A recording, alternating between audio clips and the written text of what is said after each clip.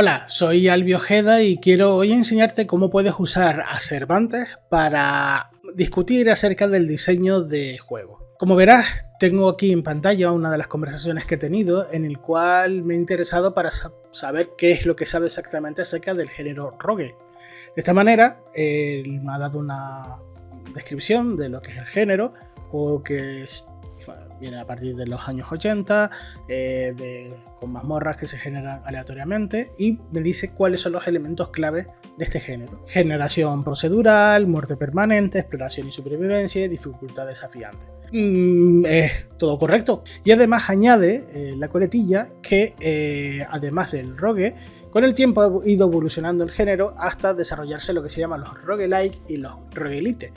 Son géneros que realmente a los propios aficionados a los rogue pues han tenido que pelear duramente para que no se confunda exactamente qué es lo que es el género del rogue en sí, y por eso se ha ido desarrollando estas últimas versiones, que son una forma mucho más ligera comparado con lo duro que puede ser este género. En principio, bueno, pues nos ha dado esa información, pero yo lo que quería era profundizar un poquito más a nivel de diseño, y le he dicho: crea una tabla con las mecánicas principales de un rogue. Y entonces me ha generado la conversación de antes, me la ha transformado en este formato y me ha dicho, bueno, pues qué es lo que tiene cada ejemplo. Yo podría seguir profundizando de esta forma, diciéndole: vale, pues ahora que ya tenemos la generación procedural, explícame cómo puedo generar proceduralmente. Entonces me va a dar los parámetros, las ideas, no a nivel de programación todavía. Podríamos llegar a profundizar un poquito más, pero en principio a nivel de diseño nos podría explicar qué es lo que hace falta, igual que con el tema de la muerte permanente, qué pros y qué contras, etc. Profundizando un poquito más en el género, le dije: bueno, dame algunos ejemplos de rogue, y me ha dado aquí un listado.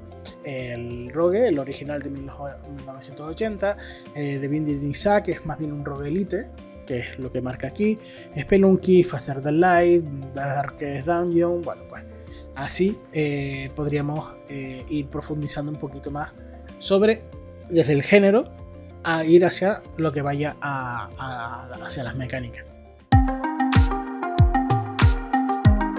Quise probar también en otro momento si tenía conocimientos de mecánicas concretas. Por ejemplo, una de ellas que se llama zona de control, y es una que sobre todo se utiliza en juegos de mesa, pero que tiene también es muy fácil de trasladar a digital. Y entonces nos dice, bueno, qué es la zona de control o SOC, nos hace la definición, nos dice las características clave de esta mecánica, y habla de algunos ejemplos de juegos de mesa, en este caso en juegos de guerra, que es donde se utiliza. Pensando en que a lo mejor podría ser fruto de la casualidad, dije: bueno, pues háblame de otro tipo de mecánica, que es la de yo corto, tú eliges, que sobre todo los juegos de cartas, y vuelvo otra vez a decir lo mismo: cuál es el concepto básico, cuáles son las características clave y ejemplos que se usan en los juegos de mesa. El caso es que, así, igual que digo, bueno, con juegos de mesa, bueno, pues vamos a ver el Critical Hit, que es una mecánica también de videojuegos, y vuelve a ser lo mismo: la definición, las características que tiene y el impacto que tiene en el juego. Así, de esta forma, sabes que si sabes alguna mecánica concreta que quieres desarrollar para tu juego, puedes llegar a primero extraer información de Cervantes, e incluso después llegar a discutir sobre cómo balancear, cómo llegar a mejorarlo, o con los elementos que tú tienes, cómo puedes enlazarlo con este tipo de mecánica. Lo mismo hice otra prueba con el Dice Pool, que es otra, que es como la bolsa de dados, que es como una forma también de jugar, pero esta vez sobre todo se usa, como dice aquí, en juegos en RPG. Tengo este juego, ¿cómo lo puedo balancear? Pues en este caso yo le he dicho cómo puedo balancear un multijugador. Una pregunta muy abierta que podría dar muchos quebraderos de cabeza a cualquier desarrollador. Y sin embargo, bueno, pues dice: esta es lo que deberías hacer: identificar tus objetivos, monitorea, equilibrio, busca un equilibrio asimétrico, escucha a la comunidad, ajustes finos, te da una serie de pautas para, digamos, intentar equilibrar dentro de esa pregunta tan abierta que es: mi juego multijugador, ¿cómo lo puedo balancear? En lugar de decir: tengo este problema con este arma, ¿cómo puedo buscar una réplica? Aún así te sigue dando ese tipo de ayuda. probando y experimentando, le dije, bueno, vamos a intentar ver qué es lo que me sugiere. ¿Cómo puedo hacer un juego sin violencia? Se confunde la violencia con la acción. Los juegos tienen mucha acción. Realmente no todos los juegos tienen violencia. Vamos a jugar con un juego que realmente no se puede identificar ni siquiera esa violencia. Vamos a trabajar a ese nivel de diseño. Pues nos plantea cuáles son esas pautas que podemos llegar a utilizar para generar un juego que no tenga violencia. Por ejemplo, basarnos en la historia, que sea atractiva, que tenga un elemento psicológico. Pueden ser juegos de exploración y descubrimiento. También podemos enfocarlo mediante los puzzles de lógica, que pueden ser desafíos mentales o juegos de estrategia. Entonces realmente en la estrategia se diluye, si hay algún tipo de conflicto, de combate, se diluye porque es algo visto más desde fuera. Pueden ser juegos de simulación o de creatividad y de arte, de jardinería, de cocina y demás. Podemos ir hacia un género que sea aventuras gráficas o no, visual novel. Ya podemos ir hacia los juegos educativos, puede darnos también ideas sobre las temáticas que podemos usar. Podemos tener una mecánica que pueda parecer violenta, pero al ir hacia otro tipo de ambiente podemos suavizarlo. La vida cotidiana, fantasía utópica, ambientes de paisajes naturales, etc. Y así nos va dando todos esos ejemplos. Entonces la idea dije, bueno, pues hay un género que se está poniendo ahora de moda, que son los wholesome games. Son juegos que realmente son tranquilos. Son juegos que se usan como una alternativa a la industria más comercial y son juegos que están vinculados con la naturaleza, con actividades que son pausadas, son juegos muy relajantes donde haces una mecánica que no tiene impacto en su mundo, pero realmente no hay ninguna prisa para que nosotros tengamos que estar superando objetivos y desafíos no, sino es simplemente por potenciar la experiencia. Un gran ejemplo de este tipo de juegos es el Animal Crossing. Entonces le dije, bueno, quiero crear un juego de este tipo, además para el público femenino. Dame un listado de géneros que encajen con este tipo de juego reposado. Y entonces me empieza a decir simuladores de vida. Por ejemplo, los que son de vida cotidiana, permitiendo al jugador participar en actividades como jardinería, decoración de interiores y demás. Aventura gráfica, juegos de puzzle, construcción y gestión, juegos de rol narrativo. Empieza a darnos visual novel, juego de citas. Nos empieza a dar una serie de ideas vinculados evidentemente con la información que nos ha dicho antes, porque ya nos había dicho previamente que los juegos que no tienen violencia están centrados en esto y sigue manteniendo esa coherencia. Quiero hacer un juego wholesome, de ritmo tranquilo, para el público femenino, universitario, entre cierta edad y con gusto por la estética kawaii.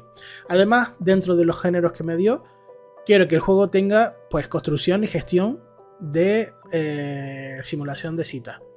Y que la ambientación sea en un jardín donde nosotros tengamos que cuidar ese jardín y mejorar. Le he dicho, crea una tabla con las mecánicas que puede tener. En la primera columna describe tal cosa y en la segunda tal otra. Bueno, pues aquí ya me ha desarrollado con la idea de la premisa hacia el público concreto que yo quería ejecutar, me ha dado lo siguiente. Diseño y cuidado de jardín, que hayan interacciones sociales con conversaciones con NPC, gestión de recursos, eventos y festivales, especiales para poder atraer a visitantes y desbloquear contenido nuevo. Podemos personalizar el personaje, esto es muy importante porque la mecánica de coleccionismo es fundamental para este tipo de juegos. Misiones y logros, minijuegos y relacionados con la jardinería, una narrativa dinámica, un sistema de comercio, expansión y mejoras del jardín para poder personalizar lo que queremos. Bueno, pues nos ha dado una lista muy interesante de mecánicas que podría tener un juego de este tipo. Ya significa que nosotros cuando vayamos a hacer una idea y nos apoyemos en Cervantes tenemos que hacerlo tal cual. No, obviamente. Podemos seleccionar lo que queramos, podemos descartar y le podemos decir esto no me gusta, esto sí me gusta. Y a partir de ahí ir desarrollando todo el resto de la idea. Le dije, por ejemplo, vale, ahora reescribe la tabla añadiendo una cuarta columna donde pongas 3 ejemplos concretos de la aplicación de esa mecánica. Ya no solamente me dice de forma abstracta la mecánica en sí, sino digo, bueno, dame ideas, desarrolla un poco más. Y por ejemplo me dice, diseño y cuidado del jardín, plantar diferentes tipos de flores, agregar fuentes y estatuas, implementar interacciones sociales, citas en el jardín, ayudar a un NPC a tareas de jardinería, eventos especiales como picnics o talleres de jardinería. Hay muchas ideas que a lo mejor podemos haber tenido incluso nosotros, que le podemos dar como ejemplo. Pero a partir de esto va a base de simplemente hablar y decirle, dame ideas. Dime qué se te ocurre acerca de esto. Podemos llegar a mejorar mucho más nuestro juego. Y al final, ya por curiosidad, como GPT está vinculado además con DALL-E, que es un generador de imágenes, ya diciéndole toda esa información, le pedí que me generara un mock-up de cómo se podría hacer ese juego, simplemente por tener esa curiosidad, y me lanzó esto, me generó este tipo de imágenes que podría funcionar perfectamente como mockups para nuestro informe, para cuando queramos desarrollar este juego, buscar equipo y plantearle, mira, pues yo tengo pensado esto y tal, antes evidentemente de definir ninguna línea de estilo, de estética ni diseño de arte. Simplemente como un ejemplo de, bueno, pues algo así es lo que se podría ver. Al final te das cuenta de cómo Cervantes nos ayuda a desarrollar ideas a base de simplemente diálogo, de una forma muy natural y muy fluida. Puedes apoyarte en su conocimiento y aportarle ideas que tú tienes para poder llegar a mejorarlas y llegar más allá con una simple conversación. Al final no es más que una especie de pared en la que tú vas rebotando las ideas y todo va a surgir de ti. No lo vas a generar de cero, pero te va a poder ayudar a acelerar muchísimo más lo que es el diseño del propio juego. Espero que te haya parecido interesante, y aquí te dejo el enlace para que tú puedas probar ahora mismo a trabajar con Cervantes y ver hasta qué punto puedes sacarle partido. Nos vemos.